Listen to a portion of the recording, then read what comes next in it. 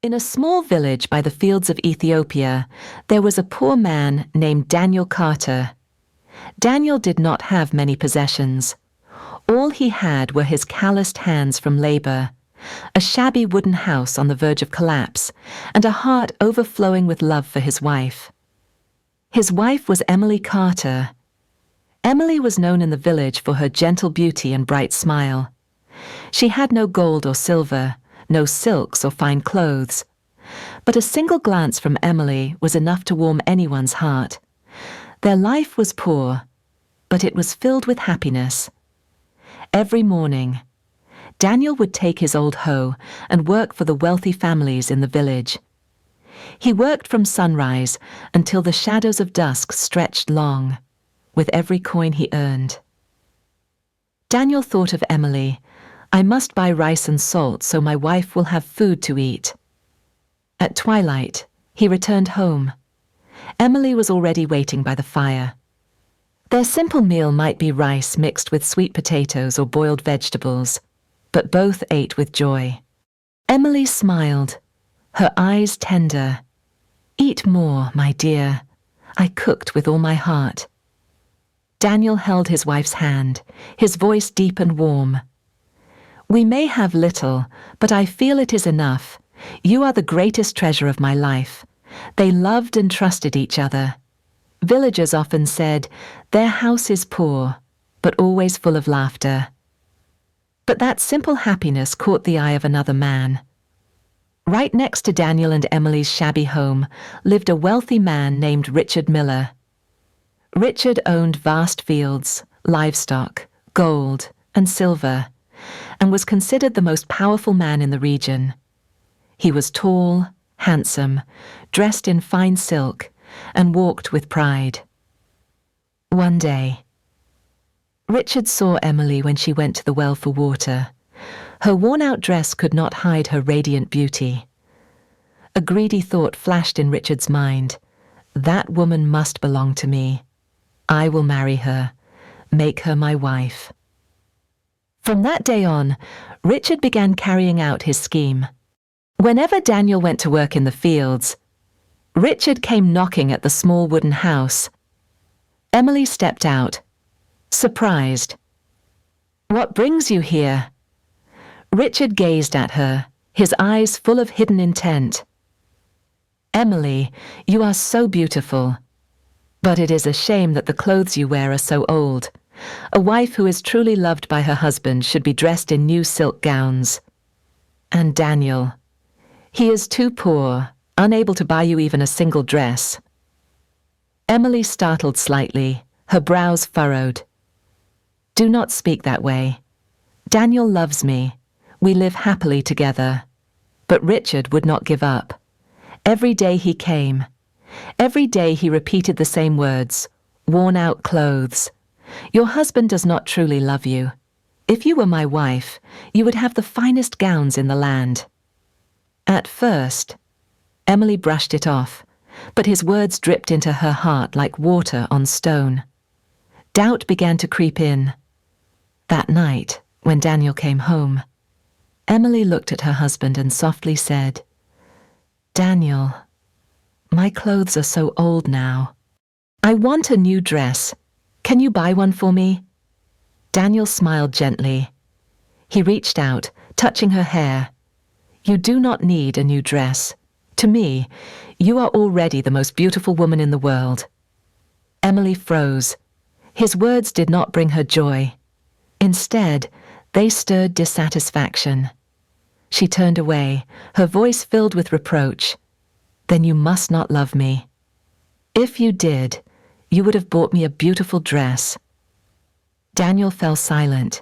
He knew he was poor, and he knew money was scarce. But seeing sadness cloud his wife's eyes, his heart ached. He thought, I need to buy a new plow to work. But if my wife is not happy, what meaning does that have? I will make my wife happy first. The next morning, Daniel took his meager savings to the market. He chose the most beautiful blue dress he could afford. Even though it cost all the coins he had saved, he still smiled. When he returned, Daniel gave the dress to Emily. Her eyes lit up as she embraced him. "Thank you. Now I know you truly love me." In Daniel's heart, happiness and worry mixed together. He was glad to see his wife smile, but he did not know that the seed of doubt had already been planted, and Richard was far from finished. The very next day, Richard came again. Seeing Emily in her new dress, he sneered. "The dress is pretty indeed, but a dress alone is not enough. A husband who truly loves his wife must also give her gold and jewelry." Can he do that? He opened a small box, and inside were glittering bracelets and shining necklaces. Richard's voice pressed hard. "If you leave Daniel and marry me, you will have it all. Gold, jewels, everything you ever dreamed of." Emily was momentarily stunned. She quickly replied, "No, I love Daniel. I will not leave him." But Richard did not stop. Day after day, he came, repeating the same temptation, and soon, once again, a flame of doubt began to burn in Emily's heart. After Emily had her new dress, she smiled radiantly. Seeing his wife happy, Daniel felt comforted. He thought, "As long as she is happy, I will do anything." But Richard did not stop. When he saw Emily wearing the new dress, he pushed further. One afternoon, Richard came again, carrying a polished wooden box. He placed it in front of Emily and opened the lid. Inside were golden necklaces and glittering jade rings. The light reflected on her face. Richard narrowed his eyes, his voice dripping with honey. "What good is a pretty dress? A beautiful woman must have gold around her neck and rings on her fingers." "Emily, can Daniel give you these things?" Emily looked at the pile of jewelry, her heart beating fast, but she forced herself to shake her head. "No, I do not need them. Daniel loves me, and that is enough." Richard smirked, his voice like a whisper. Love that cannot give you even a bit of gold." "Do you truly believe that day after day?" He came, opening the box, repeating his persuasion. At first, Emily brushed it aside, but gradually, the glittering images of gold haunted her mind. One day, Daniel returned after a long day of hard labor. He hoped for a warm meal, but the kitchen was cold, with no fire and no smell of food. "Emily, why did you not cook?" he asked in surprise. Emily turned away, her voice sorrowful. "Because you do not love me." Daniel froze. "What are you saying? I love you more than anything. You are the most precious thing in my life." Emily looked straight into her husband's eyes, her eyes wet but full of reproach. "If you truly loved me, you would buy gold for me, a necklace, a few rings, so I would not be inferior to anyone." Daniel's heart tightened. He had just spent all his money on the dress. How could he have any left? But the gloomy look in his wife's eyes broke him. He thought, "I will find a way. I must make her happy, no matter how hard it is." The next morning, Daniel went to his brother's house, Michael Carter. He bowed his head and said, "Michael, lend me some money. I will work for you, day and night if needed." Michael looked at his younger brother, then nodded. "Very well, but you must work hard. My fields are full of stones. If you clear them, I will lend you money." Daniel agreed at once. With the money in hand, he went to the market and bought a small but exquisite set of jewelry. When he brought it home, Emily exclaimed, "Daniel, real gold. Am I? Am I beautiful?" She put on the necklace, slipped on the rings, and twirled before the mirror. Her bright smile returned. Daniel looked at her, both happy and worried. He knew he had taken on a heavy debt and would have to work twice as hard to repay it. But as long as his wife was happy, he accepted it. Yet Richard still did not stop. When he saw Emily wearing the jewelry, he frowned. A new idea flashed in his mind. One day, Richard stepped in, his voice rising and falling. "You already have dresses and gold. But those are just small things. Emily, do you know what true love really is?" She was surprised. "What is it?" Richard lowered his voice, his eyes like a spell. "It is creating miracles. True love must create miracles. If Daniel loves you, he will make it happen. But I can. If you leave him and come to me, I will give you the most wondrous miracles of your life." Emily forced a laugh. "Miracles, only God can do that." Richard stepped closer, whispering, "Love is greater than everything. My love can make miracles. Just promise me, and you will see." Emily shivered. She did not reply, only quietly turned away. But day after day, Richard came again. Each time, he repeated the same question. "Has Daniel made a miracle for you yet? Has he proven his love yet? If he truly loves you, he will turn the impossible into possible." Those words cut into Emily's heart like blades. One evening, Daniel came home after a day of exhausting work. He washed his face and sat down, hoping for comfort from his wife. But Emily was not as cheerful as before. She sat silently, her eyes heavy with sadness. "My love, what is wrong? Are you ill?" Daniel asked worriedly. Emily shook her head, her voice choked. "Not sick, just sorrow. Sorrow for what Daniel asked." She looked at him, tears rolling down her cheeks. "You do not love me." Daniel was stunned. "What are you saying? I bought you a dress. I bought you gold. I did everything for you." Emily sobbed. "But you have not made a miracle for me. People say, if you truly loved me, you would do it." Daniel was speechless. He immediately understood that people meant Richard. Anger flared in his heart. "That man, he planted all this doubt in my wife's heart, from the dress to the gold. Now even miracles. If I cannot do it, Emily will leave me." That night, Daniel tossed and turned. He knew he was only a poor man, exhausted and powerless, but his love for his wife was limitless. He quietly lifted his face to the sky, praying, "Lord, please help me.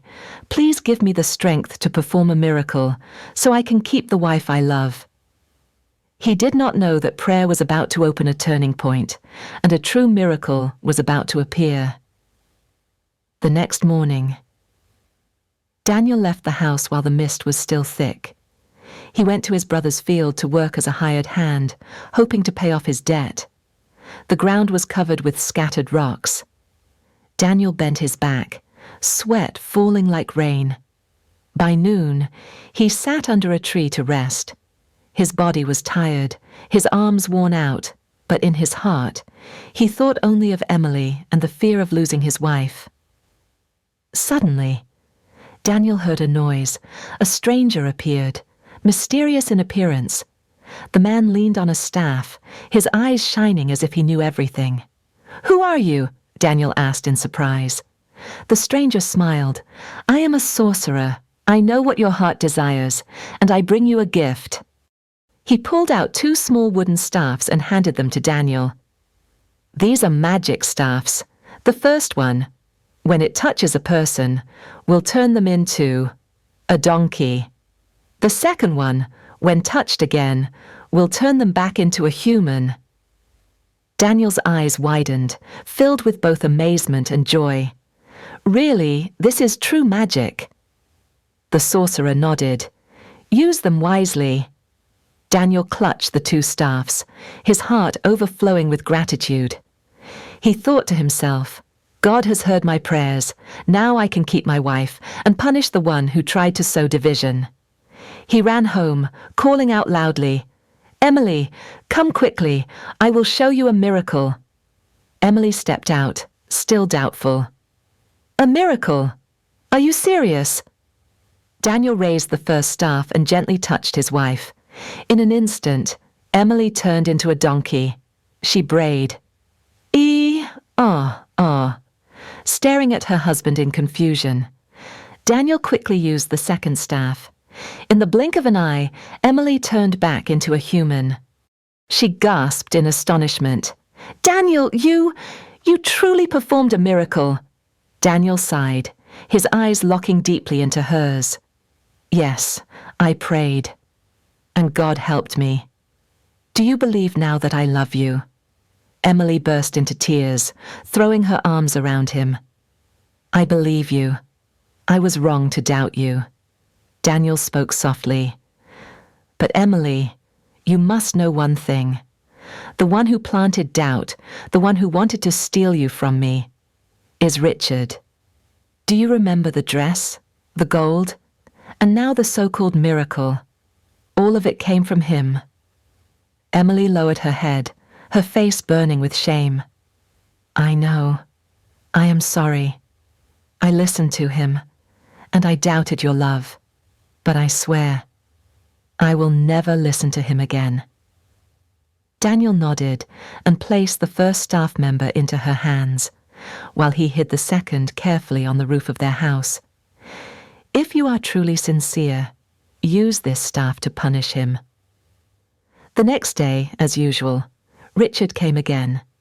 He lifted his head high, smiling confidently as he asked, So, Emily, has Daniel shown you a miracle yet? Emily's eyes lit up as she looked at him. Yes, he has.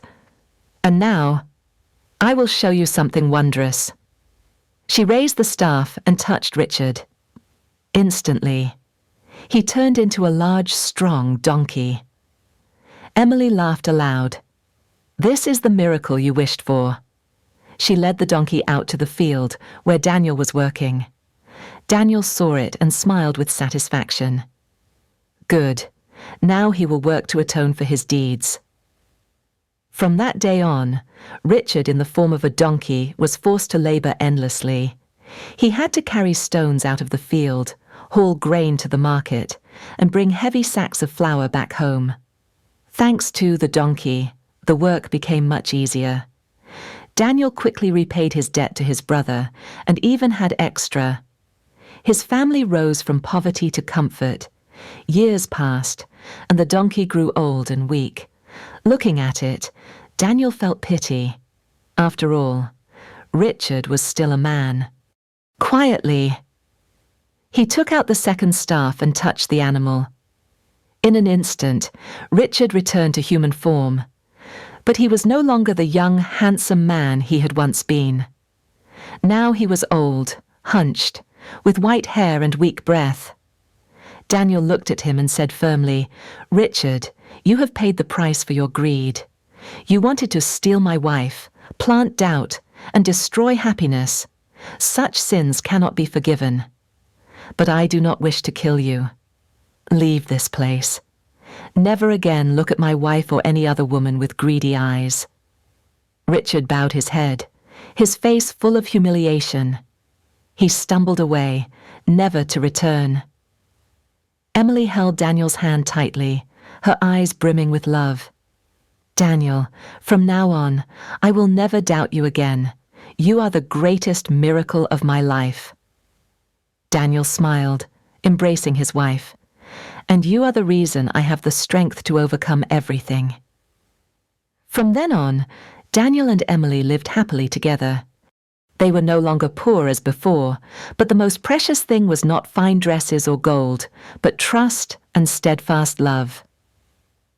Lesson learned in love. What matters is not wealth or magic. What matters is trust, sacrifice, and true affection. Those who sow doubt will eventually face the consequences. Those who remain faithful will find lasting happiness.